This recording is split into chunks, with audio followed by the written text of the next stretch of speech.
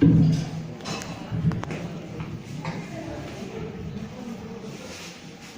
I listen to your heartfelt thanksgiving, message of heartfelt thanksgiving for my presence here, I think we have a mutual feeling of gratitude.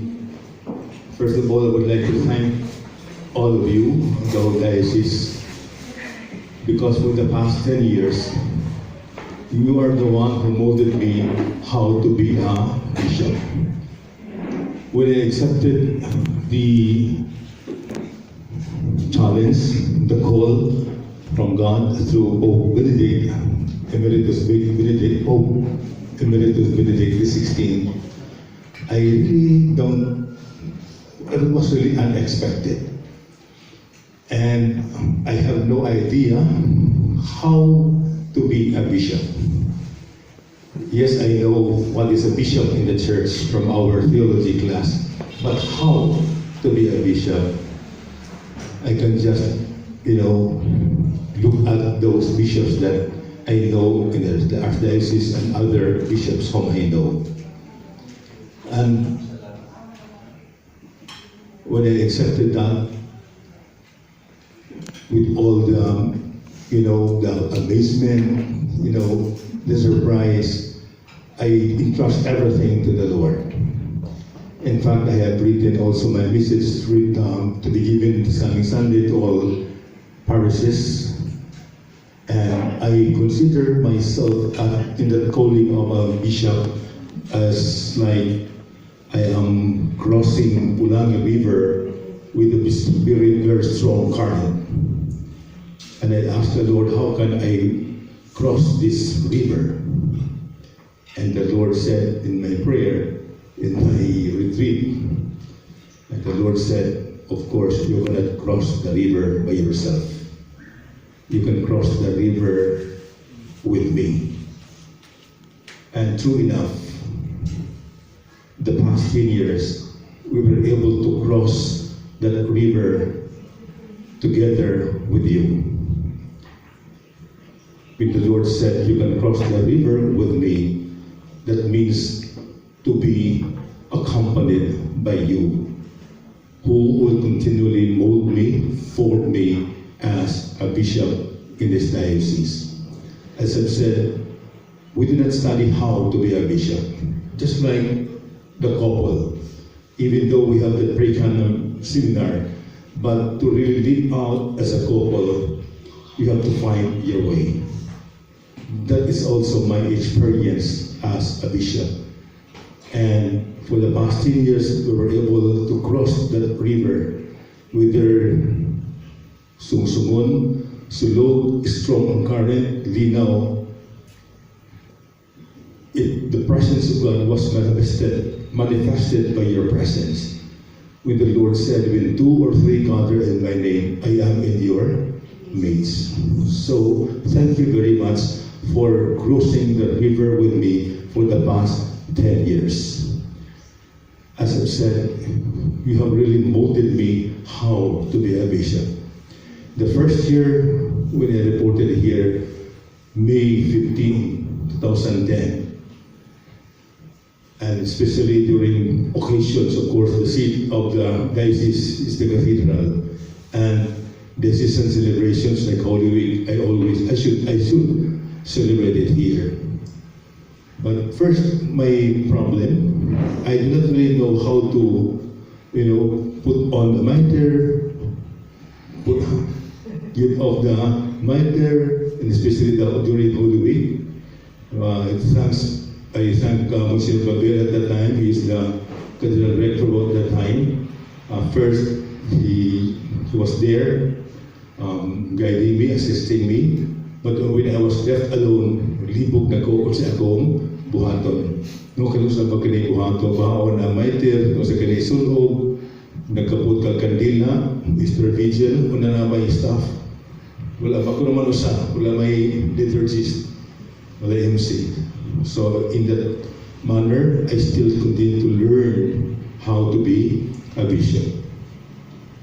Of course, not only in liturgy, but of course, with the pastoral life of the whole diocese, I have to listen to many of you, the different movements, organizations, and also I'm really thankful for the late Bishop Revoir for the annual Diocesan Pastoral Assembly, and to be able to listen to where the parishes are.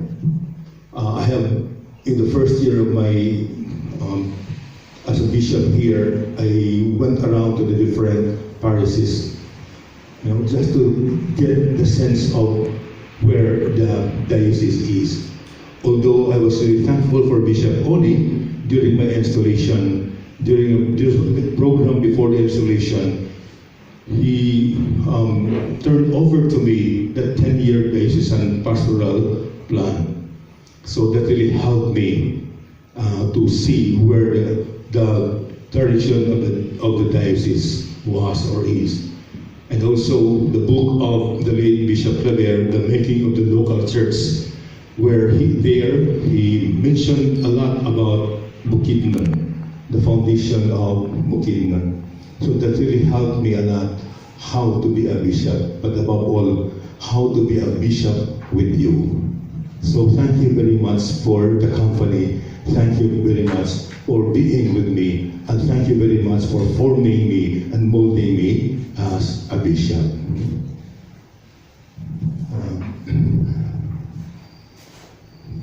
Secondly,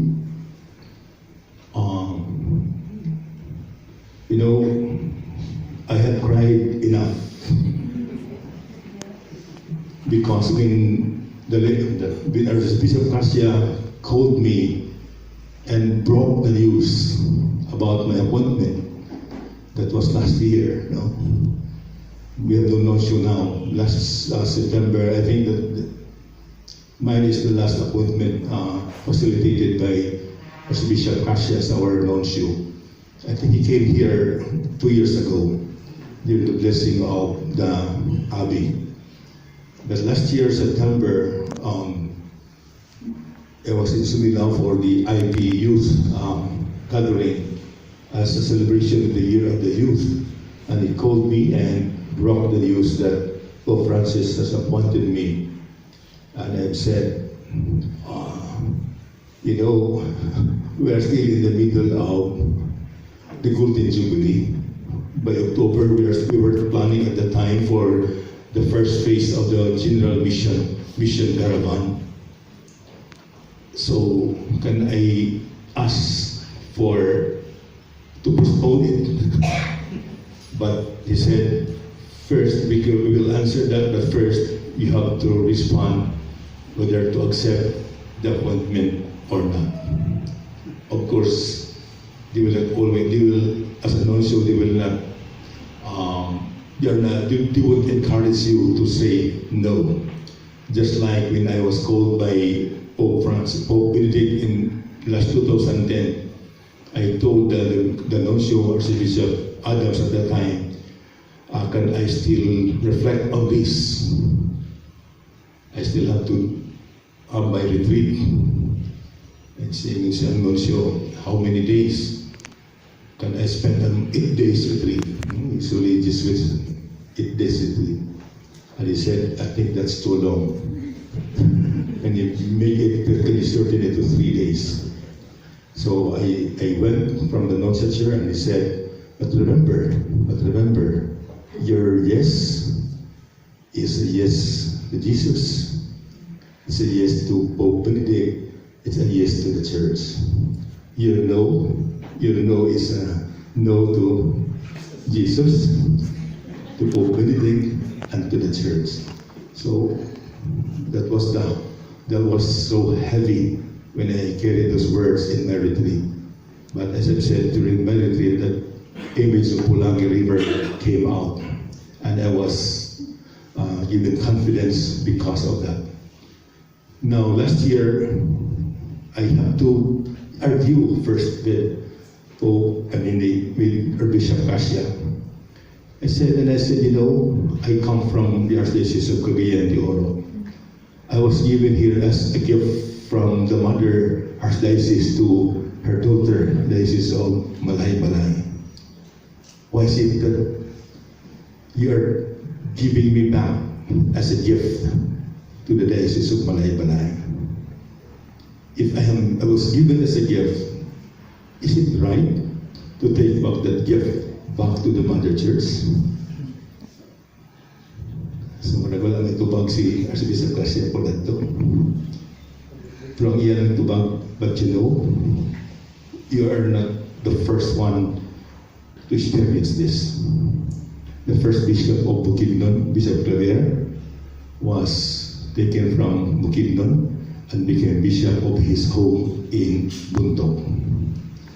Second, Cardinal Rosales was bishop here for 10 years, and he was taken back to be bishop of his home archdiocese in Lipa.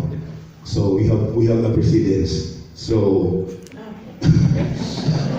we have a precedence. So I lost all the arguments, but I said, can you give me some time to reflect on this?